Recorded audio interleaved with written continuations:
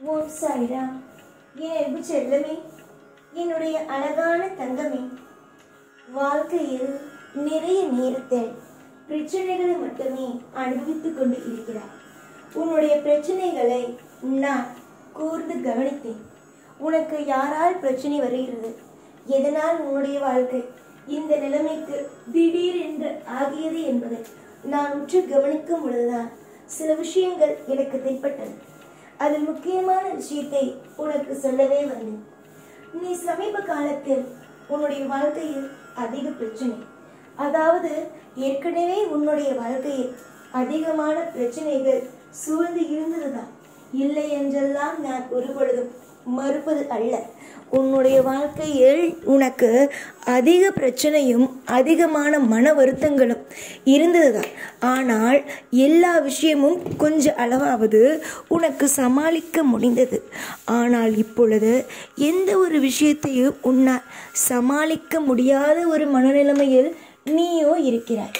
அதற்கெல்லாம் என்னென்ன தீர்வுகள், எதனால் அந்த பிரச்சனைகள் எல்லாம் உன்னை தேடி வந்தது, அதற்கெல்லாம் காரணங்கள் யார் என்னவென்பதை உனக்கு தீவிரமாக சொல்லவும், உன்னுடைய வாழ்க்கையில் எல்லா விஷயத்தையும் உனக்கு ஆளோடு அடையாளத்தோடு காட்டிவிடலாம் என்றே வந்துவிட்டேன் அம்மா. எனக்கு அவ்வளவு யாரையும் கஷ்டப்படுத்துவதோ கவலைப்படுத்துவதோ அவர்கள் சோர்ந்து இருப்பதை பார்க்கவோ அவ்வளவாக எனக்கு பிடிக்காது. தவறு செய்கிறான் ஒருவன், அவனுக்கு தண்டனைகளை கொடுக்கிறேன் என்றால் அது வேறு, புரிகிறதா? அதுவே ஒருவன் தவறே செய்யவில்லை, ஆனால் வேறொரு நபரால் அவன் தண்டிக்கப்படுகிறான் என்ற போது அவனுக்கு நிச்சயமாகவே தண்டனைகள் என்ற ஒன்றை கண்டிப்பாகவே கொடுப்பேன். புரிகிறதா? முக்கியமானதை சொல்கிறேன் கே அம்மா. இப்பொழுது கர்மவினை என்பது எல்லோருக்கும் இருக்கும். யாரும் இங்கு ரிஷிகளோ முனிவர்களோ தெய்வங்களோ அல்ல தவறு செய்யாமல் இருப்பதற்கு. ஏதோ ஒரு விதத்தில் ஏதோ ஒரு குற்றங்களை செய்திருப்பீர்கள். அந்த செய்ததற்கான கர்ம வினைகளை நீங்கள் அனுபவித்துத்தான் ஆக வேண்டும். அதே வகையில் உன்னுடைய வாழ்க்கையில் சில கர்ம வினைகள் இருந்தது. அதற்காக நான் எல்லா வழிகளிலும் உனக்கு நிறைய தொந்தரவுகளை கொடுத்தேன், உன்னுடைய கர்ம வினையை போக்கலாம் என்று. ஆனால் இதற்கு நடுவே உனக்கு தெரிந்தவர்கள் சிலர் உன்னுடைய வாழ்க்கையில் நீ சிரிப்பதையும் உன்னுடைய குடும்பத்தோடு நீ ஒற்றுமையாக வெளியில் போவதையும் பார்த்து பொறாமைப்பட்டு, நமக்கு கிடைக்காதது இவளுக்கு மட்டும் எப்படி கிடைத்தது என்று எப்பொழுது பொறாமைப்பட்டு சில தீய விஷயங்களை செய்ய ஆரம்பித்தார்கள். இது ஆரம்பித்து ஒரு மாதமாக ஆகுகிறது. இப்பொழுது உனக்கு புரிகிறதா? ஒரு மாத காலமாக உன்னுடைய வாழ்க்கையில் நடக்கும் பிரச்சனைகள் என்னவென்று? இதுதான், அதாவது செய்வினை, அதாவது ஒருவனுக்கு செய்யும் வினை. புரிகிறதா? செய்வினையை செய்கிறார்கள். எனக்கு எப்பொழுதுமே தெய்வங்கள் ஒரு விஷயத்தை கொடுக்கிறது, தெய்வங்கள் ஒரு விஷயத்தை ஒரு பிள்ளைகளுக்கு கொடுக்கிறது என்று வைத்துக்கொள். அந்த பிள்ளைகள் அதை அனுபவித்து கர்மவினை என்பதை தீர்ப்பார்கள். ஆனால் இது மாதிரியான நபர்கள் கொடுப்பதை எப்படி எடுக்க முடியும்? தெய்வம் நினைத்தால் மட்டுமே எடுக்க முடியும். வழிகளை சொல்கிறேன் கே. ஒரு மாத காலமாக உன்னுடைய வாழ்க்கையில் என்னதான் முயற்சிகளை எடுத்தாலும், என்னதான் உன்னுடைய வாழ்க்கையில் நீ நல்ல காரியம் செய்தாலும், தெய்வத்தை போய் ஏன் என்னை இவ்வளவு சோதிக்கிறாய் என்று கேட்டாலும், ஒவ்வொரு பொழுதும் என்னை ஏன் இந்த அளவுக்கு கஷ்டப்படுத்துகிறாய் இந்த ஒரு மாத காலமாக என்று நீ கேட்டாலும் எதுவும் மாறி இருக்காதே. சாப்பிடுவதற்கு ஒருவேளை சாப்பிடுவதற்கு கூட பிடிக்காமல் தான் சாப்பிடுகிறாய். குடும்பத்தில் ஒற்றுமை அல்ல. எப்பொழுதும் கோவில்களுக்காவது குடும்பத்தோடு நீங்கள் பயணம் செய்வீர்கள். பக்கத்திலேயோ இல்லை தொலைவாகவோ ஏதோ ஒரு நேரத்தில் குடும்பத்தோடு உட்கார்ந்து சிரித்து எப்படியாவது உங்களுடைய வாழ்க்கையில் ஒரு சந்தோஷமான ஒரு நாள் வரும். அப்படிதான் இத்தனை நாளும் நகர்ந்து கொண்டு இருந்தது. ஆனால் இப்பொழுது சமீப காலமாக உன்னுடைய இந்த 1 மாத காலமாகவே உன்னுடைய குடும்பத்தோடு உட்கார்ந்து ஒழுங்காக சிரிக்க முடியவில்லை, ஒரு கோவிலுக்கு போக முடியவில்லை, ஏதோ ஒரு தடை, இல்லை என்றால் வீட்டில் சண்டை பிரச்சனை. இப்படி எதனால் வருகிறது, என்னத்தினால் வருகிறது என்பது தெரியாமலேயே முழித்து கொண்டு இருந்தார். அதற்காகத்தான் விடை இது. தங்க பிள்ளையே, காலம் போக போக நீ யார் என்பதை புரிந்து கொள்வார். புரிகிறதா? காலம் போக போக உன்னை சுற்றி என்னென்ன நடக்கிறது என்பதை கூடிய சீக்கிரத்தில் புரிந்து கொள்வார். நீ எப்பொழுதும் ஒன்றே ஒன்று தெரிந்து கொள். வாழ்க்கை என்பது எப்பொழுதும் சுவாரஸ்யம் போன்றது. அந்த வாழ்க்கையில் என்ன செய்வது, ஏது செய்வது என்றே சில சமயத்தில் தெரியாது. ஆனால் நீங்கள் உங்களுடைய வாழ்க்கையில் நீங்கள் உற்று பார்த்தீர்கள் என்றால் நிறைய விஷயங்கள் உங்களுடைய வாழ்க்கையில் உங்களுக்கு கிடைக்கும். சொல்வது சரிதானே அம்மா? உன்னுடைய தெருவில் இருக்கும் ஒரு நபர் சமீப காலத்தில் உன்னை அதிகமாகவே நீ போகும் பொழுதும் சரி, வரும் பொழுதும் சரி, எப்பொழுதும் சரி, ஏதாவது ஒரு விஷயத்திற்கு சண்டை போட்டுக்கொண்டேதான் இருப்பார்கள். எப்ப பார்த்தாலும் நீ வாசலுக்கு போனால் கூட எப்பொழுதும் உன்னிடம் ஜாடையாக பேசுவது, நீ வாழும் வாழ்க்கையை பார்த்து பொறாமைப்படுவது, இப்படியேதான் இருக்கிறார்கள். புரிகிறதா? இப்பொழுது அந்த நபருக்கு எப்பொழுதும் உன் மீது ஒரு கண். நீ என்ன மன உளைச்சல் கோவிலுக்கு போகிறாய், நீ என்ன மன உளைச்சல் இருக்கிறாய் என்பதெல்லாம் தெரியாது. ஆனால் ஏதோ குடும்பத்தோடு நீ போகிறாய், குடும்பத்தோடு சந்தோஷமாக இருக்கிறாய், அதை எப்படியாவது கெடுக்க வேண்டும். இது மட்டுமே அந்த நபருடைய மிகப்பெரிய ஒரு ஆசை. அதனால் ஒரு கோவிலுக்கு போய் அந்த கோவிலில் உன்னுடைய பெயரை சொல்லி 2 விளக்குகளை போடுகிறார். அவருடைய ஆசைகள் என்ன? உன்னுடைய குடும்பத்தில் இருக்கும் யாராவது பிரிய வேண்டும் என்பதே. புரிகிறதா? ஆக மொத்தத்தில் உன் குடும்பங்கள் உருப்படாமல் இருக்க வேண்டும் என்பதே அந்த பெண்ணுடைய எண்ணம். குடும்பத்தில் இருப்பவர்கள் அத்தனை பேரும் ஒவ்வொரு மாதிரி. அதில் இந்த பெண்ணோ வித்தியாசமான பெண். தன்னுடைய குடும்பத்திலேயும் அவள் நிம்மதியாக இருப்பதல்ல, அடுத்தவர்கள் நிம்மதியாக இருந்தாலும் அதை இருக்க விட போவதும் அல்ல. அவருடைய வீட்டுக்குள் இருந்தும் நிம்மதியை கிடைக்கிறாள். அடுத்தவர்கள் சந்தோஷமாக இருப்பதை பார்க்க முடியாமலும் தவிக்கிறாள். இந்த மாதிரியான பெண்ணை என்ன செய்யலாம் என்று நீயே எனக்கு சொல். நிச்சயமாக செய்கிறேன். உன்னுடைய வாழ்க்கையில் இந்த செய்வினை என்றதை செய்கிறாள் அல்லவா? அவள் 2 முறையாக செய்கிறாள். ஒன்று, ஒரு கோவிலுக்கு போய் விளக்கு போடுவது. இன்னொன்று, வினையை செய்யும் நபர்களிடம் போய் வினையை செய்வது. இப்பொழுது ஒன்று தெரிந்து கொள். நான் உனக்கு ஒரு வழியை சொல்கிறேன், நீ அதை மட்டும் செய். அது செய்தால் மட்டுமே போதும். உன்னுடைய வாழ்க்கையில் தவறென்பது ஒரு பொழுதும் நடக்காது. இப்பொழுது உன்னுடைய வாழ்க்கையில் நடந்து கொண்டு இருக்கும் இந்த சூழ்நிலைகள் கூட மாறும், கண்டிப்பாக மாறும். அவள் உனக்கு செய்தது அவளுக்கு அப்படியே திரும்பும். புரிகிறதா? முதலில் நீ செய்ய வேண்டிய ஒரு விஷயம், உன் குலதெய்வ கோவிலுக்கு போவது. உன்னுடைய குடும்பத்தின் பெயரில், உங்கள் குடும்பத்தில் இருக்கும் அனைவருடைய பெயரிலும் அர்ச்சனையை செய்வது. இது நீ செய்யும் முதல் விஷயம். அதே குலதெய்வ கோவிலிலேயே உங்கள் அத்தனை பேர், வீட்டில் எத்தனை நபர்கள் இருக்கிறீர்களோ அத்தனை பேருக்கும் கயிறை வாங்கி கட்டுவது. கருப்போ சிகப்போ கோவிலிலேயே கட்டிக்கொள்ளுங்கள். புரிகிறதா?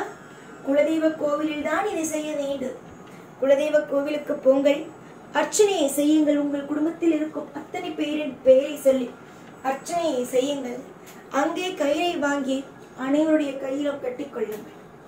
உங்களுடைய பெயரை உங்களுடைய குலதெய்வத்திடம் சொல்லும் பொழுது அந்த குலதெய்வமே உங்களுடைய வீட்டில் இருக்கும் செய்வினைகளை எடுக்கும். அதே இன்னொரு குலதெய்வத்தின் கோயிலுக்கு போயிட்டு வரும் பொழுது குங்குமத்தையும் அங்கிருக்கும் துண்ணூரையும் வாங்கி கொண்டு வந்து வீடு முழுவதும் தெளித்து விடுங்கள். புரிகிறதா? உன்னுடைய வீட்டில் வைத்து, பூஜை அறையில் வைத்து, அதற்கு பிறகு உங்கள் வீடு முழுவதும் எங்கு பார்த்தாலும் தெளித்து விடுங்கள். அது காற்றில் உங்கள் வீடு முழுவதும் பரவும். அப்பொழுது அங்கு இருக்கும் தீய சக்திகளும் அவள் ஏவிவிட்ட செய்வினைகளும் காணாமல் பஸ்பமாகும். இது நான் சொல்லும் விஷயம். இதை யாரிடமும் சொல்லவும் கூடாது. நான் இது மாதிரியாக செய்ய போகிறேன் என்பதையும் யாரிடம் காட்டிக்கொள்ளாமல் நீ மட்டுமே இதை மனதில் வைத்து மர்மமாக, அதாவது யாருக்கும் சொல்லாமல் செய்ய வேண்டும். புரிகிறதா? நான் போகிறேன், இது மாதிரியான பிரச்சனை வருகிறது, இந்த மாதிரியாக என்னை சாய் போக சொன்னார் என்பதெல்லாம் யாருக்கும் தெரியவும் கூடாது. போக வேண்டும். உன்னுடைய குலதெய்வ கோவிலுக்கு போய் உங்கள் குடும்பத்தில் இருக்கும் அத்தனை பேரிலேயும் அர்ச்சனை செய்ய வேண்டும். தொழில், உனக்கென்று ஒரு தனியான ஒரு தொழில் இருந்தது என்றால் அந்த தொழில் பெயரை சொல்லி, கடை இருந்தால் கடை, உன்னுடைய தொழில் என்றால் தொழிலுடைய பெயரை சொல்லி அர்ச்சனையும் எல்லாமே ஒரே அர்ச்சனையிலேயே செய்யலாம். செய்து அங்கு இருக்கும் கயிறை, தெய்வத்திடம் இருக்கும் கயிறை வாங்கி வீட்டில் இருக்கும் அனைவரும் கட்டிக்கொள்ளுங்கள். அந்த கயிறும் 48 நாள் மட்டும்தான் கையில் இருக்க வேண்டும். புரிகிறதா? அந்த கயிறுக்கானது எந்த கயிறாக இருந்தாலும் 48 நாள் மட்டுமே கையில் இருக்க வேண்டும். அதற்கு பிறகு நீங்கள் அதை அவுத்துவிட வேண்டும். புரிகிறதா? போய் கோவிலிலேயே வைத்து கட்டிக்கொண்டு அங்கு கோயிலில் இருக்கும் 90 குங்குமத்தை வாங்கி வந்து வீட்டில் வைத்து பூஜையறையில் வைத்துவிட்டு கொஞ்ச நேரம் கழித்து உங்கள் வீடு முழுவதும் அப்படியே தூவி விடுங்கள். தூவிவிட்டால் காற்றில் போய் என் மூளை முடுக்குகள் அனைத்திற்கும் போகும். அங்கு ஒளிந்திருக்கும் தீய விஷயங்களை பஸ்பமாக்கி உங்களுடைய வாழ்க்கையில் பழைய மாதிரியான சந்தோஷங்களை, ஒற்றுமைகளை இது தரும். இது ஒரு வழி. இந்த வழியை நீங்கள் பின்பற்றினீர்கள் ஆனால் துளைத்த சந்தோஷங்களும் செய்வினைகளும் நிச்சயமாக உங்களுடைய குடும்பத்திலிருந்து போகும். யார் என்னெல்லாம் செய்தார்களோ என்று நினைத்து வருத்தப்பட வேண்டாம். ஏனென்றால் உங்களுக்காக அனைத்திலும் செய்ய நான் இருக்கும் பொழுது உங்களுக்கு எதற்காக கவலை? கவலை என்பது யாருமே இல்லை. நமக்கு உதவி செய்வதற்கு யாரும் இல்லை என்று இருந்தால் தானே கவலைப்பட வேண்டும். உங்களுக்காக நான் இருக்கும் பொழுது எதற்காக கவலைப்பட வேண்டும்? இன்பத்திலேயும் துன்பத்திலேயும் அனைத்து விஷயத்திலேயும் நான் துணை உண்டம்மா. உன்னுடைய வாழ்வில் நான் எப்பொழுதும் என்ன தவறு நடக்கிறது, ஏதேது தவறு நடக்கிறது என்பதை ஒவ்வொரு முறையும் நான் பார்க்கிறேன். பார்த்துதான் தெரிந்துதான் அதற்கான தீர்வுகளையே நான் உனக்கு கொடுக்கிறேன். எவ்வளவோ பிரச்சனைகளை எல்லாம் தாண்டிவிட்டாய். எப்பொழுது இருக்கும் இந்த பிரச்சனையை தாண்ட முடியாதா என்ன? சுலபமாக தாண்டுவாய். நேரம், உன்னுடைய வாழ்க்கையில் நேரங்களோ பயங்கரமாக உள்ளது. அதனால்தான் சில பேர் உன்னுடைய வாழ்க்கைக்குள் நுழைகிறார்கள். ஆனால் நான் நிச்சயமாக ஒன்றை கூறுகிறேன். நீ இந்த விஷயத்தை மட்டும் செய்த பிறகு யாரும் உன்னுடைய வாழ்க்கையில் நுழையக்கூட முடியாது. நன்மைகளோ தொடர்ந்து உன்னுடைய வாழ்க்கையில் வர ஆரம்பிக்கும். தீய வினைகள் உங்களுடைய வாழ்க்கையில் உங்களை விட்டு போகும் பொழுது நன்மைகள் என்றது தானாக உங்களுடைய வாழ்க்கையை தேடி வருவது தானே. நான் உன் குடும்பத்தில் ஒருவன். எனக்கு தெரியும் யார் யார் என்னென்ன விஷயத்தை செய்கிறார்கள் என்று. அவரவர்கள் செய்யும் தீய வினைக்காக நிச்சயமாக தண்டனை என்ற ஒன்றை அனுபவிக்கத்தான் போகிறார்கள். நான் சொல்லும் விஷயங்கள் புரிகிறதா தங்கமே? உன்னுடைய தெருவில் இருக்கும் நபர்தான் இதை அனைத்தையும் செய்தது என்று நான் சொல்லிவிட்டேன். அந்த நபர் இன்னொரு கோவிலுக்கும் போகிறாள் என்றும் சொல்கிறேன். அது என்னவென்று சொல்கிறேன் கே. எந்த கோவிலாக வேண்டுமானாலும் இருக்கட்டும், தெய்வத்திடம் எப்பொழுதும் தெய்வத்திடம் நல்லா இருக்க வேண்டும் என்று கேட்டால் மட்டும்தான் தெய்வமோ நல்ல விஷயத்தை செய்யும். அதுவே இன்னொரு நபர் வாழ்க்கையில் வீணாக போக வேண்டும், இன்னொரு நபர் வாழ்க்கையில் கெட்டு போக வேண்டும் என்று நினைக்கிறார்கள் என்று வைத்துக்கொள். நிச்சயமாக ஒன்றே ஒன்றுதான் சொல்வேன். யார் ஒருவன் தப்பான காரியத்தை செய்கிறானோ நிச்சயமாக அவனுக்கே அது திரும்பும். இப்பொழுது எந்த தெய்வமும் யாருக்கும் இப்பொழுதும் தீங்கு என்பதை செய்வது கிடையாது. புரிகிறதா? ஆனால் இங்கு இருப்பவர்கள் நினைப்பது தெய்வம் தீங்கு செய்கிறது என்பதை. தெய்வம் யாருக்கும் தீங்கு செய்யாது. நல்ல விஷயத்தை கேட்கிறார்கள் என்ற பொழுது நல்லது தருவோம். தீய விஷயத்தை கேட்கிறார்கள் என்ற பொழுது எப்படி தருவோம்? அது அவர்களுக்கே திரும்பி அனுப்பப்படும். அதுதான் அந்த பெண்ணுக்கு இன்னும் கொஞ்ச நாளில் நடக்கப் போகிறது. நீ எப்பொழுது உன்னுடைய குலதெய்வ கோவிலுக்கு போய்கொண்டு வருகிறாயோ அப்பொழுது அந்த நொடியிலிருந்து நீ செய்ய போகும் நான் சொல்லும் விஷயங்கள் அத்தனையும் செய்துவிட்டாய் என்ற பொழுது கண்டிப்பாக உன்னுடைய வீட்டில் என்னென்னலாம் நடந்ததோ, அந்த பெண் என்னென்ன தீய விஷயத்திற்கெல்லாம் மிகப்பெரிய விஷயத்தை செய்தாலோ அது அப்படியே அவளுக்கு திரும்ப அதை உன்னுடைய கண்ணால் பார்ப்பாய். அப்பொழுது இவள்தான் என்பதை கண்டிப்பாக தீர்மானம் செய்வாய். ஏற்கனவே நான் இப்பொழுது சொல்லும் பொழுதே இவள்தான் என்பது உனக்கு தீர்மானமாக யார் என்பது அடையாளம் தெரிந்திருக்கும். ஆனாலும் சில விஷயங்கள் இன்னும் உனக்கு குழப்பத்திலேயே இருக்கிறது. குழப்பங்கள் அனைத்தையும் விடு. உன்னுடைய வாழ்க்கையில் நான் இருக்கிறேன். உனக்காக அனைத்து விஷயத்தையும் செய்ய நான் இருக்கும் பொழுது உன்னுடைய வாழ்க்கையில் யாரும் வாழாட்ட முடியாது. வாளை ஆட்டினார்கள், அவர்களுடைய வாழ்க்கையில் மிகப்பெரிய ஒரு தீய விஷயத்தை செய்து விடுவேன். புரிந்ததா? சாயை எப்பொழுதும் சாதாரணமான ஆள் என்று நினைக்கிறார்கள். சாயை தானே வணங்குகிறாய். சாய் என்ன செய்து விடுவார் என்று நினைக்கிறார்கள். சாய் என்ன செய்ய மாட்டேன் என்று நீ நினைக்கிறாய். தங்க பிள்ளையே, வாழ்வில் நீ காணும் விஷயங்கள் அனைத்தும், வாழ்க்கையில் நீ காணும் விஷயங்கள் அனைத்தும் ஒவ்வொன்றாக உன்னை விட்டு போகும். உன்னுடைய வாழ்க்கையில் ஒரு பொழுதும் ஒரு நாளும் எல்லா பொழுதும் எல்லா நேரமும் உனக்காக நான் இருக்கிறேன். ஒவ்வொரு பொழுதுகளையும் அள்ளி அள்ளி கொடுக்கிறேன். தேவையில்லாமல் எதையும் நினைத்து கவலைப்பட வேண்டாம். உனக்காக நான் இருந்து ஒவ்வொரு பொழுதும் உன்னை சுற்றி என்ன நடக்கிறது, ஏது நடக்கிறது என்பதை உனக்கு காமித்து கொண்டு உன்னுடைய வாழ்க்கையில் ஒவ்வொரு விஷயங்களையும் செய்து கொடுத்து கொண்டே இருக்கிறேன்.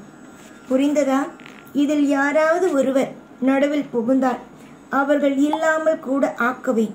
வாழ்க்கையில் நீ என்னென்னலாம் உன்னுடைய வாழ்க்கையில் கஷ்டத்தோடு இருக்கிறாயோ, அனைத்து கஷ்டங்களும் யாரால் வந்ததோ அது அவர்களுக்கே அப்படியே திருப்பி அனுப்பப்படும். அதனால் உன்னுடைய வாழ்க்கையை நினைத்து எப்பொழுதும் எல்லா விஷயத்தையும் நினைத்து கவலை கொள்ள வேண்டாம். உன்னுடைய வாழ்வில் யார் என்ன செய்தாலும் சரி, எதையும் நினைத்து கவலைப்படாதே. ஏன் தெரியுமா?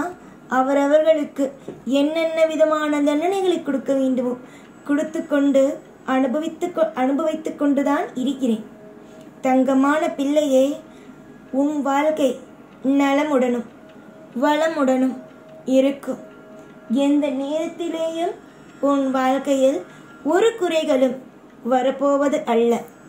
நிறைய நாள் நிறைய பொழுது அழுதது மட்டுமே உன்னுடைய வாழ்க்கையாக மாறிவிட்டது. ஆனால் இதற்குமே உன் வாழ்க்கையில் ஒரு பொழுதும் எந்த ஒரு நிலையிலும் அழுகை என்ற ஒன்று இருக்காமல் நான் பார்த்து கொள்வேன். என்னுடைய பிள்ளையை பற்றியும் என்னுடைய பிள்ளையுடைய குடும்பத்தை பற்றியும் எனக்கு தெரியாதா? எனக்கு எல்லாமும் தெரியும், நல்லாவும் தெரியும். இன்று கஷ்டம், நாளை உன் வாழ்க்கையில் இஷ்டமான செயல்கள் நடக்கும். அதற்கு நான் உறுதியாக இருந்து உனக்கு சொல்வேன். தேவைப்படும் ஒவ்வொன்றையும் என்னிடமிருந்து பெற்றுக்கொள். என்னென்னலாம் தேவைப்படுகிறதோ அனைத்தையும் என்னிடமிருந்து தாராளமாக வாங்கிக்கொள்.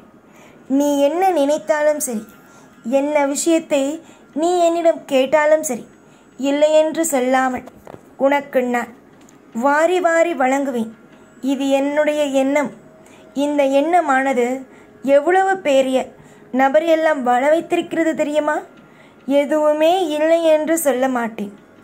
எல்லாமே என்னிடம் இருக்கு, அதுவும் நன்றாகவே இருக்கிறது என்றுதான் நான் சொல்வேன். நீ நலமுடனும் வளமுடனும் இருப்பது உறுதி. உனக்கு தேவைப்படும் ஒவ்வொரு விஷயங்களும் உனக்கு கிடைப்பது உறுதி. இது போன்ற சிலர் உன்னுடைய வாழ்க்கையை கெடுக்கிறார்கள். அவர்களை இருக்கும் இடம் தெரியாமல் ஆக்குவதும் உறுதி. எல்லாம் நன்மைகளே நடக்கட்டும். நடப்பது அனைத்தையும் பார்த்து வியக்க காத்திரு. சொன்னதை செய்து வாழ்க்கையில் நல்ல விதமான பயன்களை மட்டும் அனுபவித்துக் கொள்ளுங்கள். எப்பொழுதும் உன் கூடவே இருப்பேன். இந்த சாய்நான். ஓம் சாய்ராம்.